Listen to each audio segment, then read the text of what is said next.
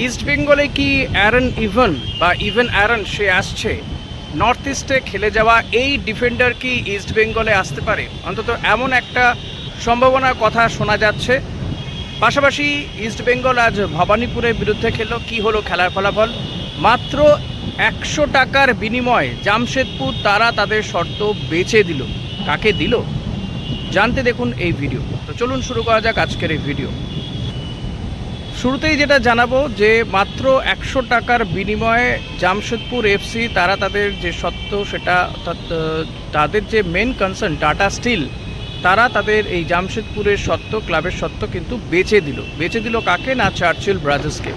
কিন্তু এই শর্তের মধ্যে মাত্র 100 টাকায় শোনালেও কিন্তু অনেক নর্মস রয়েছে। সেটা হচ্ছে 31শে অগস্টের মধ্যেই এআইএফএফের যদি সবুজ সংকেত মেলে তাহলেই এটা সম্পন্ন হবে পুরোপুরি।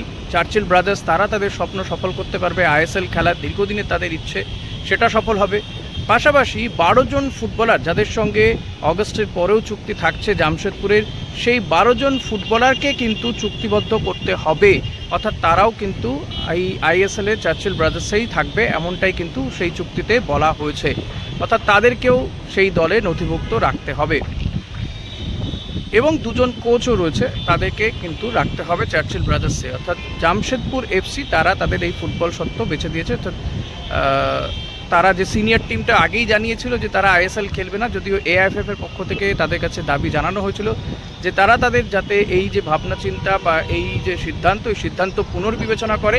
কিন্তু শেষমেশ দেখা গেল তারা পুনর্বিবেচনা তো করলোই না, উল্টে তাদের এই ক্লাবের শর্তই তারা বেছে দিল চার্চিল ব্রাদার্সকে। ফলত আলেমাও চার্চিল তিনি কিন্তু আইএসএল খেলার তার স্বপ্ন পূরণ হতে চলেছে, আইএসএল খেলবে তারা। এবং জামশেদপুর এফসি তারা যে টাটা একাডেমি রয়েছে তারা কিন্তু সেই কাজটা চালিয়ে যাবে, অর্থাৎ জুনিয়র ফুটবলার তৈরি করার কাজটা কিন্তু তারা চালিয়ে যাবে আগামী দিনে, এটা কিন্তু পরিষ্কার হয়ে গিয়েছে। এদিকে ভবানীপুরের বিরুদ্ধে ইস্ট বেঙ্গল ড্র করলো, 1-1 গোলে ড্র হয়েছে। দুটো দলই যথেষ্ট ভালো খেলেছে, তবে ইস্ট বেঙ্গলের দাপট কিন্তু অনেক বেশি ছিল। ইস্ট বেঙ্গলের মানে ফার্স্ট হাফ কিন্তু গোলশূন্য থাকে, ভবানীপুর 1 গোলে এগিয়ে যায়, তারপরে আনন্দপুর গোলে সমতায় ফেরায় ইস্ট বেঙ্গল। তারপরে আর দুটো দলই কিন্তু কোনো গোল করতে পারেনি। এই ভবানীপুরের বিরুদ্ধেই কিন্তু মোহনবাগান হেরে গিয়েছিল। ফার্স্ট টিমে তাদের 2-3 জন প্লেয়ার থাকা সত্ত্বেও, কেয়ার নাসেরি কিংবা সোহেল বাটার থাকা সত্ত্বেও কিন্তু মোহনবাগান হেরে গিয়েছিল এই ভবানীপুরের বিরুদ্ধে। ইস্ট বেঙ্গল কিন্তু তারা জিতলো ও ভবানীপুরকে জিতলো না বলা যেতে পারে, ভবানীপুরের বিরুদ্ধে ম্যাচটা ড্র করলো। এবং এই ম্যাচ ড্রয়ের পরে লিগ তালিকা সেমই থাকলো এই গ্রুপে, ভবানীপুর 1 নম্বরে, সেকেন্ড পজিশনে থাকলো ইস্ট বেঙ্গল, যদি ইস্ট বেঙ্গল ভবানীপুরের থেকে একটা ম্যাচ কম খেলেছে।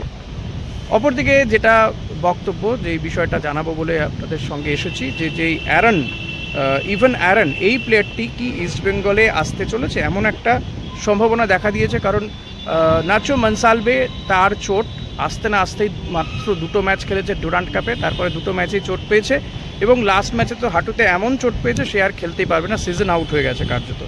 তার জায়গায় পরিবর্তন খুঁজছে ইস্ট বেঙ্গল এবং এই পরিবর্তন ফুটবলার হিসেবে স্টিফেন এজের নাম উঠে এসেছিল, যদিও স্টিফেন এজে উড়িষ্যা এফসিতে নাম লিখিয়ে ফেলেছে। এবং আরও একজন ফুটবলারের নাম শোনা যাচ্ছে, সেটা হচ্ছে অ্যারন ইভান, যিনি 31 বছর বয়স তার এবং সেন্টার ব্যাক ডিফেন্সিভ মিডফিল্ডার হিসেবে খেলতে পারেন। তানজং পাগার লাস্ট খেলেছেন তিনি এই টিমটার হয়ে, নর্থ ইস্ট ইউনাইটেডে খেলে গিয়েছেন। নর্থ ইস্টে এই প্লেয়ারটি ছিল, আপনাদের জানিয়ে দিচ্ছি 2022-23 সালে নর্থ ইস্টে খেলে গিয়েছে এই অ্যারন ইভান। তো এই প্লেয়ারটিকে কিন্তু ইস্ট বেঙ্গলে নিয়ে আসতে পারে অস্ট্রেলিয়ান একজন ডিফেন্ডার সেন্টার ব্যাক। তাকে এখন চুক্তি যদিও সম্পন্ন হয়নি বা কথাবার্তাও হয়তো প্রাথমিক পর্যায়েই রয়েছে, দেখা যাক এই প্লেয়ারটিকে ইস্ট বেঙ্গল আনে কিনা। সব মিলিয়ে কিন্তু দেখা যাচ্ছে যে ইস্ট বেঙ্গল এমন একজন প্লেয়ারের খোঁজে রয়েছে যে ডিফেন্সিভ মিডফিল্ডার হিসেবে খেলতে পারবে এবং যার চোট থাকবে না। কিন্তু এই অ্যারন ইভানকে নিয়ে আসার পেছনেও কিন্তু মনে করা হচ্ছে যে আবার একটা চোটপ্রবণ বা চোটগ্রস্ত ফুটবলারকেই নিয়ে আসা হচ্ছে, এমন কিন্তু অনেকেই বক্তব্য রাখছেন তারা তাদের মতন করে। এখন দেখা যাক যে এই প্লেয়ারটি কতটা ফিট রয়েছে। তা আমার এক্ষেত্রে বক্তব্য অতি অবশ্যই এই ফিটনেস টেস্টটা আগে নিয়ে নেওয়া উচিত, তারপরে টিমে নথিভুক্ত করা উচিত, নাহলে কিন্তু আবারও বিপদে পড়তে হতে পারে ইস্ট বেঙ্গলকে।